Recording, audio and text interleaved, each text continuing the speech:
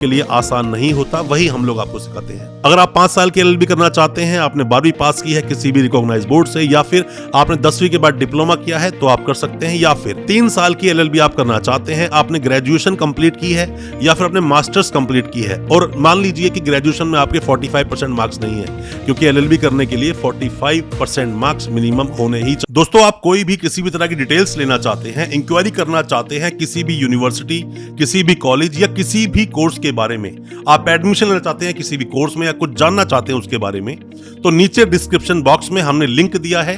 Link पर आप जैसे ही क्लिक करेंगे एक फॉर्म आएगा, फॉर्म को आप फिल करें। 4 ही डिटेल्स हैं उसके अंदर, नाम है आपका, आपकी मेल आईडी है, फोन नंबर है और किस स्टेट से आप हैं, और कुछ भी अगर आप स्पेशल कमेंट में डालना चाहते हैं, कुछ अलग से जानकारी चाहते हैं और कुछ भी आप लिखना चाहते हैं, जैसे कुछ डिटेल में आप जानना चाहते हैं, तो वही जो बॉक्स है उसके अंदर अपनी क्वेरी को आप टाइप करें और भेज दें हमें। हम आपसे पर्सनली कांटेक्ट जरूर करेंगे और आपके हर तरह के सवालों के जवाब हम आपको जरूर देंगे। दोस्तों, कोई भी स्टूडेंट अगर एलएलबी करना चाहता है, एलएलबी करने के लिए हालांकि उसके पास बहुत सारे ऑप्शंस होते हैं, 3 साल की लॉ कर लीजिए या 5 साल की लॉ कर लीजिए, आप एडवोकेट, आप मतलब वकील बन जाएंगे, आप अच्छे लॉयर बन जाएंगे। डिपेंड करता है प्रैक्टिस आप कैसे कर रहे हैं। एलएलबी करने से पहले अगर आपकी फैमिली में कोई भी अगर एडवोकेट साहब हैं, आपकी फैमिली से हो, आपके जानकारी में हो, रिश्तेदार में हो या आपको कोई फ्रेंड हो, तो बहुत अच्छी बात है, आपको कहीं ना कहीं से एक्सपोजर मिलना शुरू से ही शुरू हो जाएगा, आप प्रैक्टिकली चीजें जानना शुरू कर देंगे। पर उनका क्या, जिनके पास कोई भी वकील आसपास जानकार नहीं है मदद करने के लिए, कोई हेल्पिंग हैंड नहीं है, तो उन सब की हेल्प करने के लिए हमारे जैसे जो प्लेटफॉर्म्स होते हैं जहां आपको from the very first day आपकी इंटर्नशिप या फिर मान लीजिए प्रैक्टिस कराई जाती है, आप एडमिशन लेते हैं, हमसे आप कांटेक्ट करते हैं, तो हम विद इन 3 ईयर 5 ईयर जो भी आपका लॉ होगा उसमें आपको ट्रेनिंग देते हैं, बताते हैं कोर्ट में कैसे खड़े होते हैं और साथ में किस तरह से केसेस को लड़ा जाता है, एलएलबी करने के क्या फायदे हैं, साथ में एलएलबी कैसे की जाती है, ड्यूरेशन क्या है, फीस क्या है, अच्छी यूनिवर्सिटीज कौन कौन सी हैं, सरकारी से एडमिशन लें या फिर प्राइवेट यूनिवर्सिटीज या कॉलेजेस में एडमिशन लें, ऐसे कई सारे आपके दिल में सवाल आते हैं। और साथ में ये भी सवाल आता है कि आप एलएलबी करने के बाद में अपनी प्रैक्टिस शुरू कैसे करेंगे, क्रिमिनल में प्रैक्टिस करेंगे, सिविल में प्रैक्टिस करेंगे, मैट्रिमोनियल में आप जाएंगे या फिर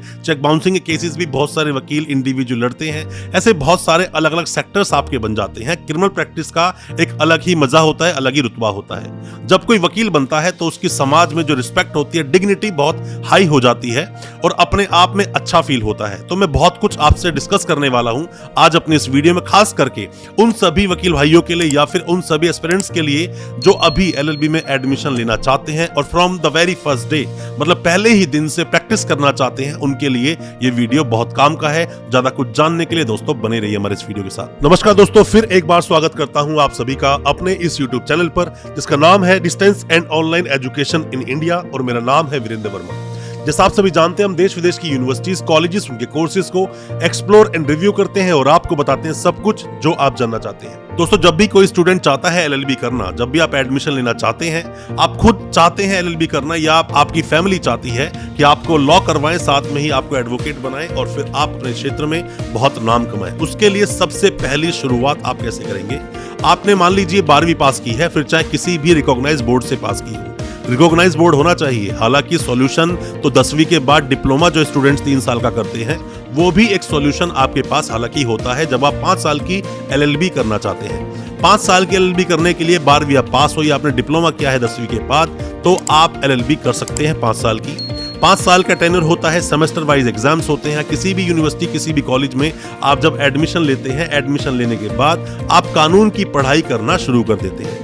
कानून की पढ़ाई के साथ साथ ही अगर आपको कोई हेल्पिंग हैंड मिल जाए, आपके घर परिवार में, रिश्तेदारी में, आपके दोस्त सर्कल में कहीं भी अगर कोई वकील साहब हैं, तो बहुत अच्छी बात है। पहले ही दिन से आपको वो प्रैक्टिकल चीजें देखना और समझना आपको आसान हो जाता है। पर उनके लिए क्या, जितने भी स्टूडेंट्स हैं जिन्होंने अभी एडमिशन लिया या फिर अभी लॉ कंप्लीट कर ली पर उनके साथ कोई हेल्पिंग हैंड नहीं है, सिखाने वाला नहीं है, तो ऐसे में जैसी जो फर्म्स होती हैं वो सभी पहले ही दिन से आपको प्रैक्टिकली चीजों का ज्ञान देना शुरू कर देते हैं। पहले ही दिन से आपको बताते हैं कोर्ट में कैसे खड़े होना है, कोर्ट में कैसे काम करना है, क्रिमिनल केसेस को आप कैसे लड़ेंगे या सिविल केसेस को आप कैसे लड़ेंगे। हालांकि हमारे पास मैक्सिमम जो इंटर्नशिप करते हैं वो सभी क्रिमिनल प्रैक्टिस के लिए ही मैक्सिमम आते हैं। उसके लिए आपने जैसे ही एडमिशन लिया, अपनी क्लासेस अटेंड करते रहिए, थोड़ा टाइम आप दीजिए और साथ में कोर्ट का जो कामकाज होते हैं उन्हें आप समझिए, क्योंकि आगे जाकर जब आप अपनी वकालत कंप्लीट कर लेंगे, 3 साल की एलएलबी करें या आप 5 साल की एलएलबी करें, कंप्लीट करने के बाद में जब आप देखते हैं तो प्रैक्टिकली चीज जब आपके सामने आती है तो कई बार वो आपके लिए आसान नहीं होता, वही हम लोग आपको सिखाते हैं। अगर आप 5 साल की एलएलबी करना चाहते हैं, आपने 12वीं पास की है किसी भी रिकॉग्नाइज बोर्ड से, या फिर आपने 10वीं के बाद डिप्लोमा किया है तो आप कर सकते हैं, या फिर 3 साल की एलएलबी आप करना चाहते हैं, आपने ग्रेजुएशन कंप्लीट की है या फिर आपने मास्टर्स कंप्लीट की है और मान लीजिए कि ग्रेजुएशन में आपके 45% मार्क्स नहीं है, क्योंकि एलएलबी करने के लिए 45% मार्क्स मिनिमम होने ही चाहिए, वरना आप एलएलबी कर नहीं पाओगे। अब मान लीजिए आपकी ग्रेजुएशन में 45% मार्क्स नहीं है पर आपके मास्टर्स में 55, 60 या 60 से अबव मार्क्स हैं, तो आप एलएलबी में एडमिशन बिल्कुल ले सकते हैं। ऐसी कोई प्रॉब्लम नहीं है, निसंकोच आप एडमिशन ले पाएंगे। बहुत सारी यूनिवर्सिटीज एंट्रेंस बेस्ड एडमिशन देती हैं और बहुत सारी यूनिवर्सिटीज डायरेक्ट एडमिशन भी देती हैं। आप कोशिश करें पहले कि किसी भी सरकारी यूनिवर्सिटी में आपका एडमिशन हो जाए, एंट्रेंस हो या किसी भी तरीके से हो, और अगर नहीं होता है आपका एडमिशन, एनएलयू जैसी बड़ी बड़ी संस्थाएं हैं, बड़े बड़े मतलब कॉलेजेस हैं, आप वहां भी एडमिशन ले सकते हैं, आईपी में एडमिशन ले सकते हैं, डीयू में एडमिशन ले सकते हैं, या फिर जो भी आपकी स्टेट यूनिवर्सिटी आप वहां एडमिशन ले लें। आपका एडमिशन वहां पे ना हो तो आप क्या कर सकते हैं, फिर आप प्राइवेट यूनिवर्सिटीज का रुख कर सकते हैं। प्राइवेट यूनिवर्सिटीज में आप एडमिशन लेना चाहते हैं तो वहां पे डायरेक्ट आपका एडमिशन हो जाएगा। डायरेक्ट एडमिशन होने के बाद में क्लासेस आप अटेंड कीजिए। क्लासेस जो भी आप अटेंड करते हैं, मूट कोर्ट में कैसे आप प्रैक्टिकली चीजों को सीखते हैं, क्योंकि दोस्तों मैंने आपको कई बार आपको बताया है, जितने भी प्रैक्टिकल कोर्सेज होते हैं उन सभी में एक्सपोजर का मिलना बहुत जरूरी है। एक्सपोजर इन द सेंस कि बार बार कोर्ट जाना, क्लाइंट्स की फाइलों को पढ़ना, केसेस को पढ़ना, केस स्टडी करना, साथ में ही जो अलग अलग केसेस से रिलेटेड अलग अलग एक्ट्स होते हैं। मान लीजिए कोई भी आपने देखा कोई सेक्सुअल ऑफेंस है, छोटे बच्चे के साथ है, तो वह पॉक्सो आता है। आपने एनडीपीएस जैसे मादक पदार्थों के मामले देखे होंगे, नशीले पदार्थों के जो मामले बनते हैं, आपने मर्डर केसेस देखे होंगे, बहुत सारे अलग अलग तरह के कोर्ट केसेस होते हैं। डिपेंड करता है किसमें आप प्रैक्टिस करने वाले हो। क्रिमिनल प्रैक्टिस जब आप करते हैं तो क्रिमिनल प्रैक्टिस में बहुत ही ज्यादा एक पेचीदा तरीके से आपको अपनी स्टडी करनी पड़ती है। साथ में ही आपका रुझान देखना बहुत जरूरी है, आप किस साइड जाना चाहते हैं। आपने एडमिशन ले लिया, एडमिशन लेने के बाद फीस की बात करें। फीस सरकारी यूनिवर्सिटीज में कम होती है, बट वहां पर भी फीस देखें तो 20,000 रुपए से लेकर लगभग 50,000 के बीच में पर ईयर की फीस हो सकती है। बट किसी भी प्राइवेट यूनिवर्सिटी में अगर आपने एडमिशन लिया तो आपकी वहां की फीस, शुरुआती जो फीस है पहले साल से, वो भी 40,000 रुपए से लेकर 1 लाख तक पर ईयर की हो सकती है, एज पर द यूनिवर्सिटी। कौन सी यूनिवर्सिटी में आप एडमिशन ले रहे हैं, ये सब उस पर डिपेंड करता है। और साथ में ही आप जानना चाहते हैं कौन सी अच्छी यूनिवर्सिटीज है, कहां से आप लॉ कर रहे हैं, कंपेयर करना चाहते हैं किसी भी यूनिवर्सिटी को, तो कमेंट बॉक्स में अपने सवाल पूछना, हम आपको उसका भी रिप्लाई आपको जरूर कर देंगे। अब दोस्तों बात क्या आती है कि आपने फीस भी जमा कर दी, आपने एडमिशन भी ले लिया, अब आती है अब क्लासेस का नंबर। क्लासेस आप लगाएं, जो भी कॉलेज में पढ़ाया जा रहा है बहुत अच्छी बात है, पर जहां आपका रुझान हो उस साइड जो पढ़ने की चीजें हैं, जो उससे रिलेटेड एक्ट्स हैं, उन्हें भी आप पढ़िए। हालांकि जिनके अंडर भी आप सीख रहे हैं, जिनके अंडर भी आप प्रैक्टिस कर रहे हैं, वहां पर जब आप केसेस में खड़े होंगे तो आपको चीजें अपने आप जाननी शुरू हो जाएंगी, अपने आप चीजें आप समझने लग जाओगे। बट उसके लिए जरूरी है एक्सपोजर का मिलना। किसी भी अच्छी लॉ फर्म में आपको सीखना होगा, ऐसे ही आप वकालत को नहीं कर पाएंगे।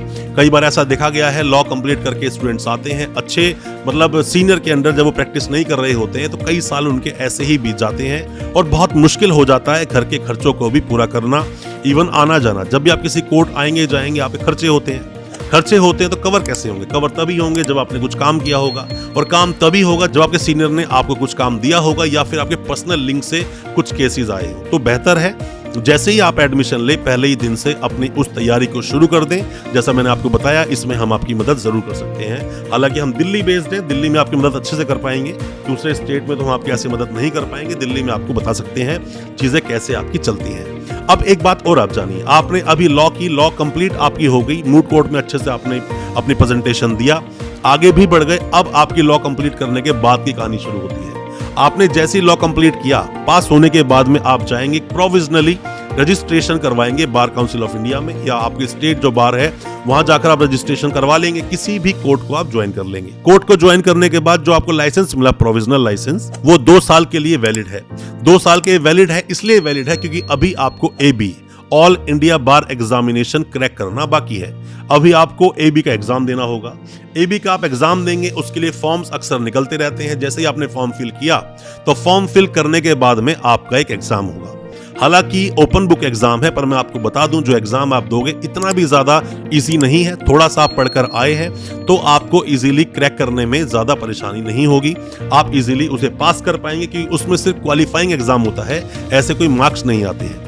आप जैसे ही उस एग्जाम को पास कर लेते हैं तो मिलता है आपको परमानेंट लाइसेंस। परमानेंट लाइसेंस मिलने के बाद में जो भी आपने कोर्ट ज्वाइन किया है, आप आगे हाई कोर्ट चले जाइए, सुप्रीम कोर्ट तक आप जा सकते हैं, जाकर ज्वाइन कर सकते हैं। कैसी प्रैक्टिस आप करते हैं?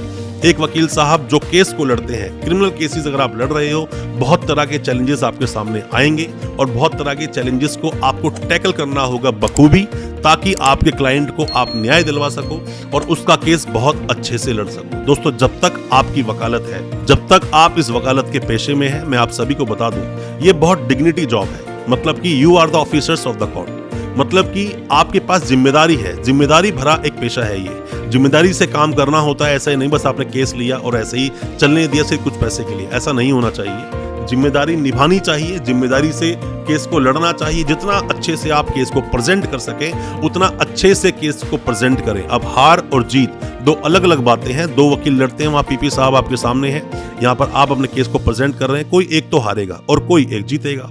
तो हार से आपको घबराना नहीं चाहिए और जीत का इतना बड़ा श्रेय लेना नहीं चाहिए, क्योंकि सिर्फ आपकी जर्नी है ये जो आपकी वकालत फील्ड में आपको मिली है। काले कोर्ट की आप रिस्पेक्ट करें जो आपको काला कोर्ट मिला है, और पूरी डिग्निटी से अपनी इंटर्नशिप को, पूरी डिग्निटी से अपने जो एक्सपोजर दिया है आपके सीनियर्स ने, और पूरी डिग्निटी से अपने पेशे को निभाएं। बहुत ही इज्जत का, बहुत ही ज्यादा रिस्पेक्टफुल और बहुत डिग्निटी के साथ में आपको जो रिस्पेक्ट मिलती है वो काबिल तारीफ होती है। कोई भी किसी भी तरह के सवाल आपके दिल में है एलएलबी को करने को रिलेटेड, या फिर एलएलबी में एडमिशन लेने के रिलेटेड, या फिर कोई भी जानकारी आप चाहते हैं लॉ के रिलेटेड, या कोई भी आप जानकारी चाहते हैं कैसे कोर्ट में प्रेजेंट होते हैं, ऐसे बहुत सारे मामले होते हैं, आप कमेंट बॉक्स में सवाल पूछें, या जैसे मैंने आपको बताया कि फॉर्म फिल आप वहां पे करें। हम आपको कांटेक्ट जरूर करेंगे और आपको बताएंगे कि किस तरह से आप अपने लॉ को कंप्लीट करें। कोई भी किसी तरह के सवाल है, कमेंट बॉक्स में जाकर अपने सवाल जरूर पूछें, हम आपको रिप्लाई करेंगे। और साथ ही अच्छा लगा आज का वीडियो, हमारी वीडियो को ज्यादा से ज्यादा अपने दोस्तों, परिजन, परिवार में शेयर करें, ताकि वो भी अपने आप को जानकार बना सके। बहुत बहुत शुक्रिया दोस्त, धन्यवाद हमारे इस वीडियो के साथ बने रहने के लिए।